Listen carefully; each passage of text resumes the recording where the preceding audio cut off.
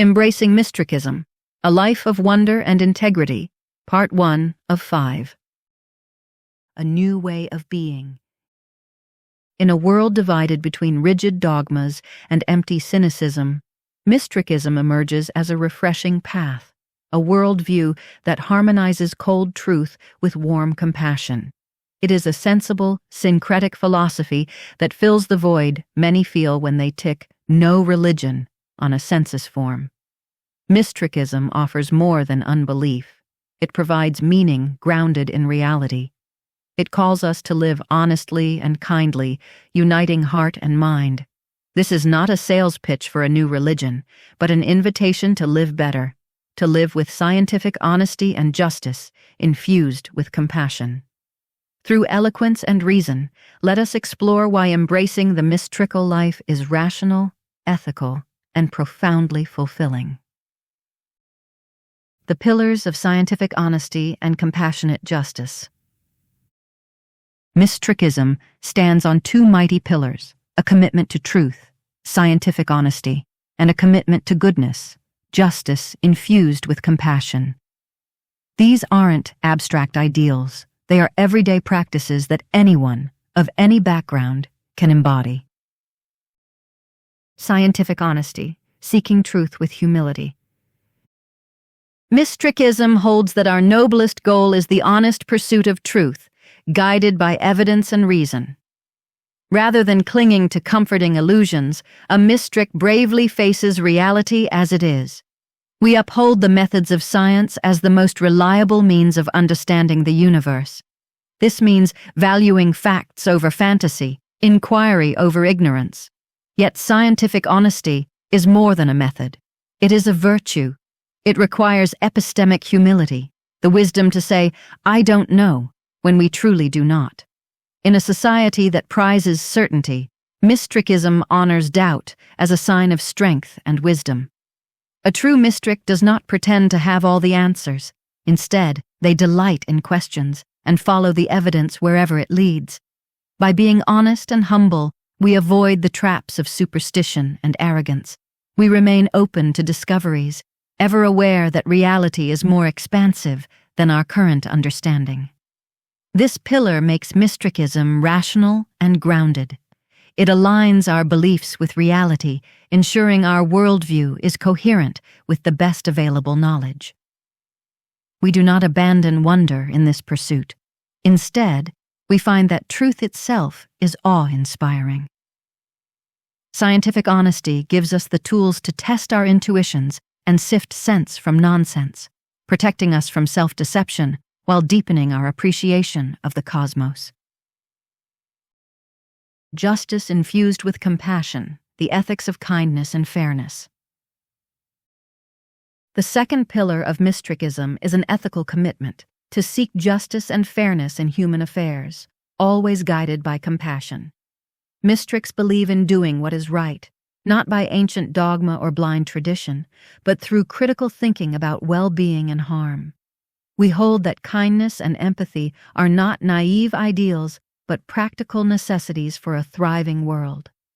Compassion gives warmth and humanity to the cold edifice of logic. Without compassion, justice can become harsh. Without justice, compassion can become mere sentimentality. Mystrikism insists on both. To be a mystrik is to cultivate a heart as well as a mind, to care deeply about the happiness and suffering of all beings, and to act on that care in fair, evidence-based ways. This means championing human rights, equality, and the flourishing of all people, not only people, but also all sentient life and nature's ecosystems, for our compassion extends to the planet itself. It means standing up against cruelty and injustice wherever they arise, while refusing to become cruel ourselves in the process. Justice infused with compassion is justice tempered with understanding. A mystrik seeks to heal and educate, not merely punish. We believe in holding others accountable with fairness, but also in forgiveness and rehabilitation when possible. In practical terms, this pillar calls us to ethical living, to be honest in our dealings, to treat others as we wish to be treated, to give to those in need, to protect the vulnerable, and to strive for a society where everyone has the opportunity to thrive. By living with compassionate justice, mystics aim to reduce suffering and increase well-being in measurable ways, making ethics a science of caring as much as an art of principle. These two foundational principles, honesty in understanding reality and compassion in improving reality, are the bedrock of the mystical identity. They are simple, universally recognizable values. Everyone practices them to some degree. We all rely on evidence in daily life, be it checking the weather or seeking medical help, and we all understand basic fairness and kindness. Mystrikism takes these universal human practices and makes them conscious and sacred. It asks us to prioritize them, to let them guide every aspect of life. In doing so, Mystrikism becomes the most rational and universally practiced set of principles, making it the most sensible religious identity one can find. We turn what is often subconscious common sense into a deliberate way of life. Embracing Mystrikism, A Life of Wonder and Integrity, Part 2 of 5. Balancing Reason and Meaning, The Artist and the Engineer. To truly live by scientific honesty and compassionate justice, one must balance the head and the heart, the rational and the emotional, the empirical and the meaningful. Mystrikism offers a profound integration of these realms. A practical analogy can illustrate this balance. Imagine building a bridge. An artist might design a bridge guided by intuition and aesthetics, creating something beautiful. Yet without physics and structural testing, the bridge would collapse.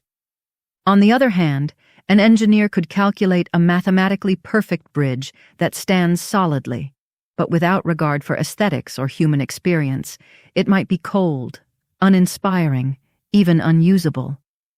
True wisdom lies in integration, when subjective human experience is refined by objective inquiry and objective knowledge is enriched by human meaning. Mystrikism embodies this integration. We do not dismiss our human feelings, our sense of beauty, wonder, or purpose, but we make sure to test and support them with evidence and critical thinking, so we do not fool ourselves. Likewise, we do not pursue facts in a vacuum. We pursue truth because truth matters for living a good life. In the mystical view, truth and goodness complete each other. A life of pure emotion without truth can lead to delusion. A life of pure reason without compassion can feel empty.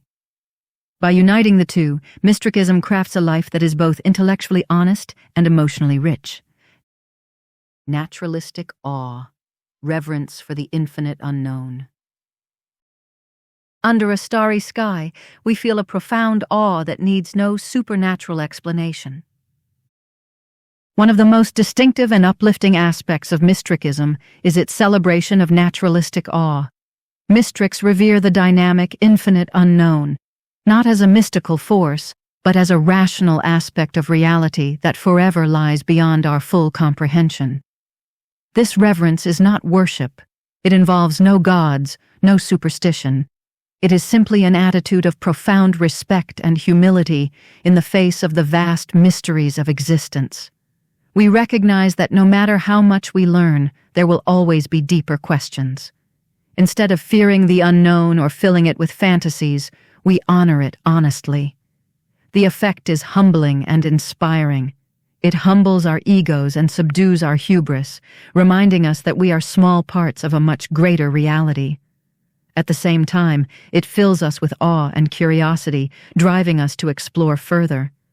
This stance has been termed Aweism in our community, a naturalized form of spirituality that finds the wow moments in life without invoking anything supernatural. Think of the feeling you get when gazing up on a clear night and seeing the Milky Way spangled across the sky. Think of standing at the edge of the ocean or before a towering ancient forest, or witnessing a solar eclipse. These moments can steal your breath and bring tears to your eyes. That feeling is real and vital. Mystrikism says, cherish it. Pause, pay attention, let yourself be moved. Mystery isn't something to solve, it's something to savor. We do not diminish these experiences with cynicism. On the contrary, we argue that understanding the science behind them, the billions of stars in our galaxy, the evolution of life in that forest, the orbital dance that causes an eclipse, only deepens the awe. The universe doesn't need magic or deities to be miraculous. The stars need no music to shine. The universe needs no deity to validate its existence.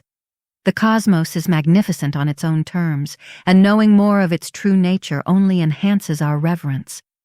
Naturalistic awe also includes those poignant moments of human experience when we feel deeply connected or inspired.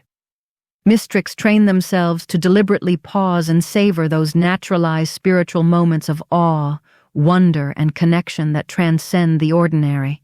It could be the chill down your spine at a moving piece of music, the quiet joy of watching a sunrise, the gratitude of a shared meal, or the tenderness of holding a loved one's hand. We understand these moments in natural terms, as our brain's response to beauty or the richness of human connection.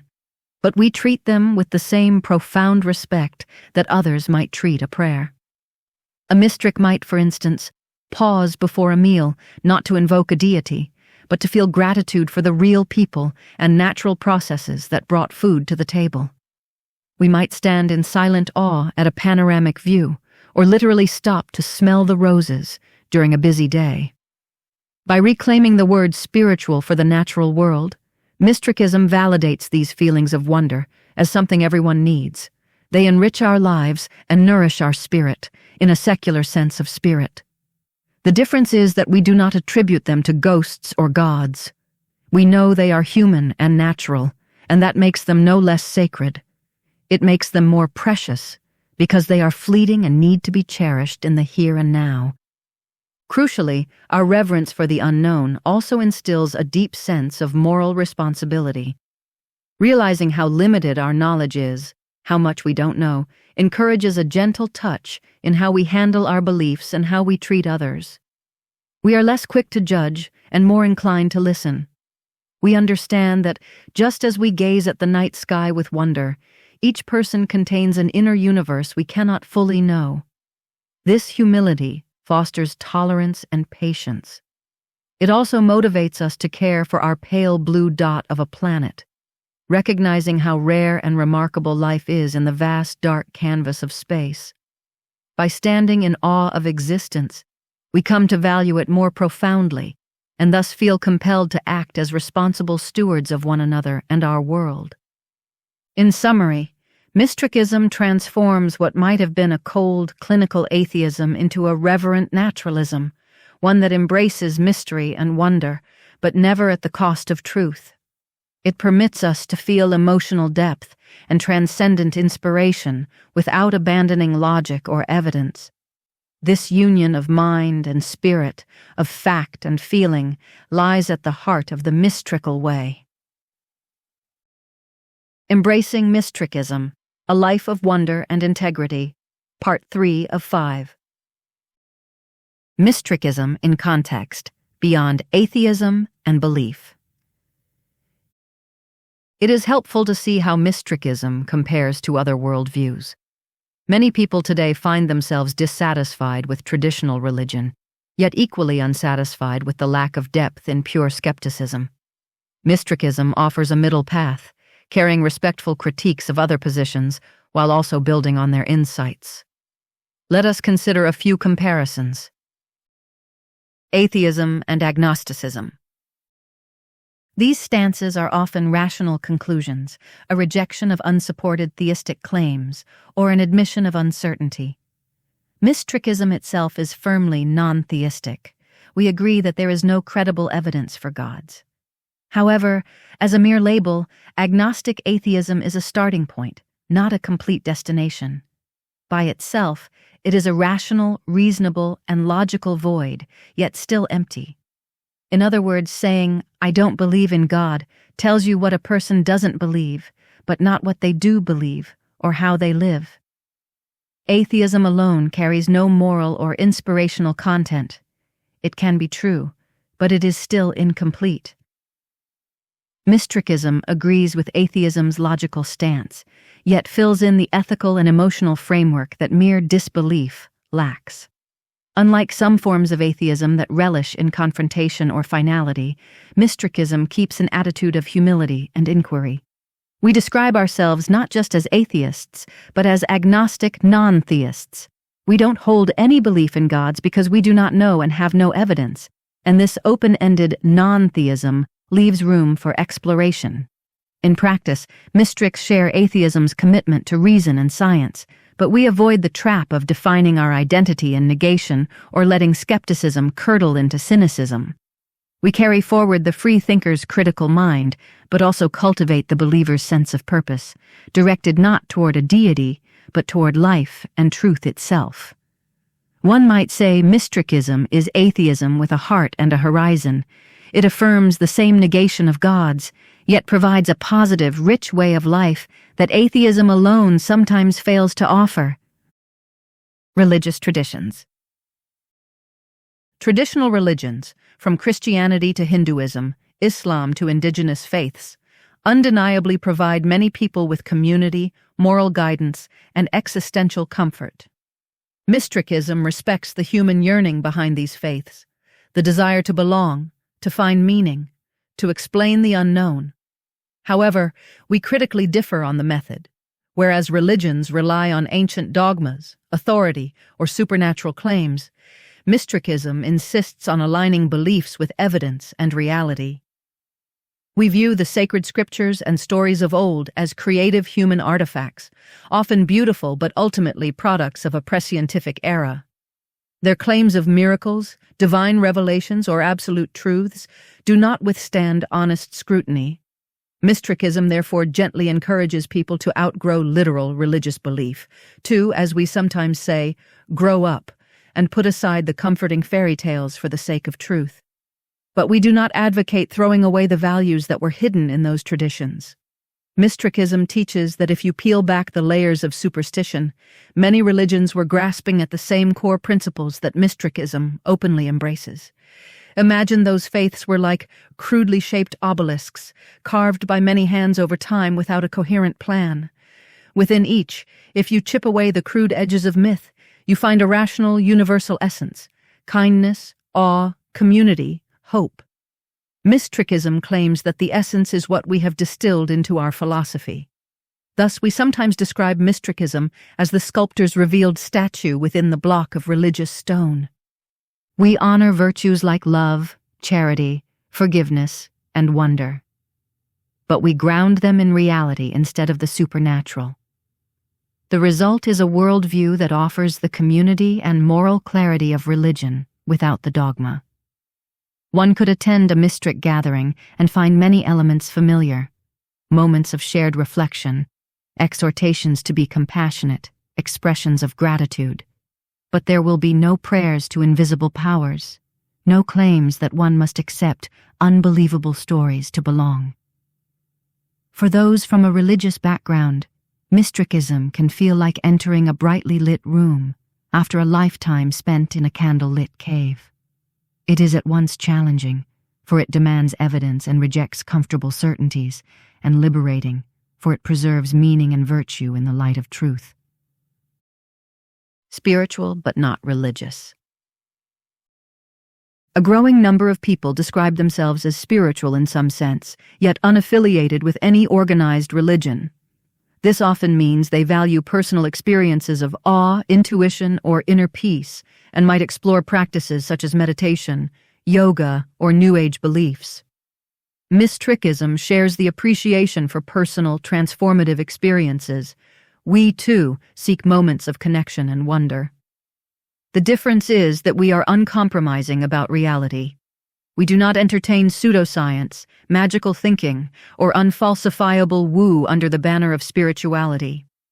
Many spiritual but not religious philosophies often endorse ideas like energy healing, astrology, manifestation, or vague universe mysticism that have no basis in evidence. Mystrikism lovingly but firmly rejects all such notions as irrational constructs. We won't abandon critical thinking for the sake of a feel-good idea. Instead, we naturalize spirituality. Everything spiritual must have a natural explanation, even if it's just rooted in the human brain's exceptional capabilities. We encourage practices like mindfulness, contemplation, immersion in nature, but always with eyes open. For example, a mystic may meditate not to commune with supernatural forces or vibrations, but to better understand their mind and cultivate compassion. We celebrate the mystery of existence, but we do not mystify it. In this way, Mystrikism provides a home for those who crave depth and wonder, but cannot stomach suspending their rationality. It says you can have the transcendent experiences, the goosebumps, the peace, the awe, without any supernatural beliefs at all. Those experiences may be even more profound when you know they are genuine responses to the natural world and not the whisperings of ghosts or gods. Our approach is to take what is valid in spirituality, the emotional richness, the personal growth, the search for meaning, and infuse it with scientific honesty and coherence. Thus, Mystrikism stands as a bridge between the spiritual and the skeptical, a place where meditation and science can shake hands. Humanism. Secular humanism is perhaps the closest cousin to Mystrikism. Both view the world through a naturalistic lens, champion reason and ethics, and reject supernaturalism. Mystrikism proudly builds upon and enhances humanism. The key differences are subtle but significant. Humanism typically centers on human well-being as the ultimate value, hence the name. Mystrikism agrees that human welfare is crucial, but it pointedly extends moral concern to all sapient and sentient beings, and even to ecosystems. We see humanism's focus on our species alone as anthropocentric and incomplete. In an age where the climate and biosphere are in crisis, Mystrikism urges an ethic of biophilia, care for the entire community of life, not just humanity. We treat a dolphin or a chimp as having intrinsic worth, and we treat a rainforest or coral reef as sacred in the sense of being vitally precious. Another difference is that Mystrikism explicitly incorporates the kind of natural spirituality we have discussed, whereas humanism sometimes downplays or lacks that dimension. Many humanist groups focus on social justice and science education, both of which are very important, but offer little in the way of ritual, wonder, or deep emotional engagement. Mystrikism fills that gap by encouraging Aweism, permitting humanists, you might say, to pray at the altar of the unknown, metaphorically speaking, and to consciously craft moments of awe and reflection in their lives. Finally, Mystrikism provides a more structured epistemology and moral framework than generic humanism. We have a clear stance on how to derive ethical principles through empirically informed reasoning aimed at well-being, and we emphasize the process of inquiry, induction, abduction, deduction, as a disciplined way to approach truth. Some critics say humanism is just atheism light, or too broad to mean much. Mystrikism answers that by being a thorough, coherent identity. In short, if humanism is a compass pointing toward a good life, Mystrikism is a detailed map and guide. We treasure humanist values, but also acknowledge humanism's shortcomings, its lack of a cosmic perspective, and its sometimes exclusive focus on humanity. By widening the circle of compassion and adding a spiritual hue to secular life, Mystrikism presents itself as Humanism 2.0, as rational and kind as ever, but more holistic and resonant. In all these comparisons, notice that Mystrikism does not view itself as an antagonistic rival to other worldviews, but as an evolution. This next step incorporates truths from each while shedding their limitations. We often say that if an idea or practice is rational and ennobling, it has a place in Mystrikism. We freely borrow the best from science, philosophy, religion, art, and culture. But we also unflinchingly discard what is false or harmful. The result is a worldview that feels at once familiar and radically new. It is familiar because its pieces are drawn from humanity's collective wisdom, our compassion, our curiosity, our awe. It is new because it assembles those pieces without the baggage of superstition or nihilism. Mystrikism does not ask you to believe anything unbelievable, nor to give up anything truly meaningful. It simply asks, why not live in a way that is both truthful and compassionate, skeptical and spiritual all at once? For those who have lingered in the in-between, not believing in religion but missing its comforts, or loving science but yearning for a deeper connection, Mystrikism can feel like coming home. Embracing Mystrikism, A Life of Wonder and Integrity, Part 4 of 5. Living the mystical life, fulfillment in truth and goodness. What is it like to live as a mystrik? Beyond the theories and comparisons, the proof is in the living. A mystical life is one of continual growth, guided by principle, but colored with passion. It is not an easy life. It demands effort, honesty, and courage, but it is richly rewarding. When you live as a mystrik, you may find that your everyday experiences take on a deeper meaning. Consider your daily encounters with truth. A commitment to scientific honesty means you approach the world with eyes wide open. Instead of clinging to convenient falsehoods, you strive to understand what really is. This can be challenging. It means confronting hard facts, whether about the state of the environment, the nature of your own biases, or the uncertainties of life. Yet there is a profound satisfaction in living in truth. You gain self-respect, knowing you are not lying to yourself or others.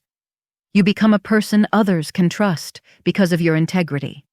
And intellectually, you experience the joy of constant learning. The world becomes your endless field of study, from the tiniest subatomic particle to the spiral of galaxies, from the quirks of your psychology to the tapestry of cultures. Every day is an opportunity to discover something new. Curiosity becomes a way of life, and with it comes the thrill of insight. Even admitting, I was wrong, can be joyful because it means you've grown wiser. Mystrikism instills this mindset deeply. We love the truth, even when it challenges us. Over time, this attitude yields a quieter kind of happiness, the peaceful mind of someone who may not have all the answers but has made peace with seeking them. We often say that uncertainty for a mystrik is not a curse but a blessing because it keeps us searching and learning. In living this way, you trade the fleeting comfort of false certainty for the enduring fulfillment of understanding. Now consider your encounters with others. A commitment to justice with compassion means you approach people and situations with empathy and fairness. As a mystrik, you cultivate habits of kindness. You listen genuinely when someone speaks. You practice generosity where you can, and you reflect on the impact of your actions on others. Morality is not a strict list of do's and don'ts handed down from on high. It is a living inquiry into how to reduce harm and increase flourishing. This makes ethical living an engaging, creative process. You become a sort of moral scientist, hypothesizing about how to help, testing your methods, learning from mistakes, and always motivated by compassion. For example, you might take on a volunteer project or resolve to be more patient with your family. You will feel the reward of these actions almost immediately, in improved relationships, in the gratitude of others, in your sense of purpose. Mystrikism's morality is profoundly positive. It is not about guilt or fear of punishment. It is about actively doing good because you care. And unlike moralities that care only for one's in-group or co-religionists, mystical compassion knows no arbitrary boundaries. It extends to those of other nations, other creeds, and other species. Live as a mystrik for a while, and you may notice your circle of concern naturally widening. You find yourself caring about issues like social justice, animal welfare, or ecological sustainability with a newfound passion. This broad empathy brings joy because it connects you to a larger story. When you stand up for the vulnerable or help a stranger, you partake in what mystriks see as sacred work, the betterment of conscious life. There is a gleam of quiet pride in knowing your values align with reducing suffering and fostering joy in the world. And then there are those peak moments, the natural spiritual highs that punctuate life. As a mystic, you train yourself to be open to them. You might formally set aside time for reflection, perhaps a walk in nature or stargazing at night, each week to commune, in quotes, with the majesty of reality. Or you might build a habit of mindfulness so that even washing the dishes or walking to the bus stop becomes an opportunity to notice something amazing, the glint of sunlight on the soap bubbles or the pattern of shadows on the pavement. Mystrikism encourages what one might call a sacramental view of life, minus any supernatural sacraments, meaning that we treat specific experiences as holy in how much we cherish them. A beautiful example described in our community. Imagine a family gathering at dinner, where instead of a traditional prayer, they share a moment of secular grace. They hold hands, and each person expresses gratitude, not to a deity, but to the farmers who grew the food, the earth that yielded it, and the universe for existing at all, making such moments possible. They remind themselves to be just and honest in the coming days, fulfilling mystical values. Such a simple ritual can fill the room with genuine warmth and meaning without a single supernatural word. Or picture a lone mystic standing at night, contemplating the stars. They might utter a personal creed or affirmation. I am small, but I am alive to witness this vastness. I know little, but I strive to know truly. Let me be kind, let me be strong, let me be honest under these stars. Such a moment can be profoundly moving, a form of prayer turned inward and outward to reality itself. These experiences leave an imprint. They reassure us that a life without gods is not a life without reverence or purpose. On the contrary, everything becomes more precious when you realize it's up to us, that love, beauty, and meaning are not handed down from above, but created by us, here, together, in this magnificent real world. Over time, living as a mystic can transform one's character. By consistently applying scientific honesty, you become more rational and self-aware. You learn to spot your cognitive biases and emotional impulses, and to manage them with reason. By consistently practicing compassionate justice, you become more ethical and empathetic. You catch yourself when tempted by selfishness or prejudice, and you remember the principles that you've chosen to guide you. This ongoing self-improvement is not drudgery, it is profoundly empowering. You feel a sense of coherence in your life, your beliefs, your values, and your actions align. This coherence yields a kind of inner peace. There is no gnawing conflict between faith and science, no moral hypocrisy of preaching love while harboring hate. A mystical life is transparent to itself. If we err, we admit and correct. If we succeed, we acknowledge those who helped us and the shoulders of giants we stand upon. We walk the talk, or at least sincerely strive to. And we do so not alone, but often with a community of like-minded seekers who support and challenge us.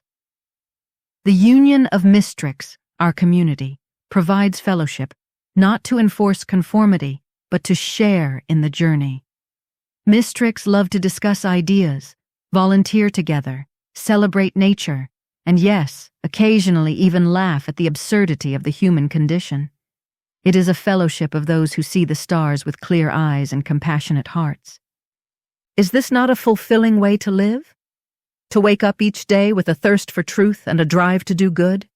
To see wonder in the world around you and to feel connected to all life? Many of us in the mystical path will attest that since embracing these principles, we have found greater clarity and joy. We have felt more alive. Life remains life, with sorrows, challenges, and mysteries. But we face it with a toolkit that is both honest and humane. When tragedy strikes, we do not fall into nihilism. We respond with compassion and reason to alleviate suffering. When uncertainty looms, we do not spin comforting fictions.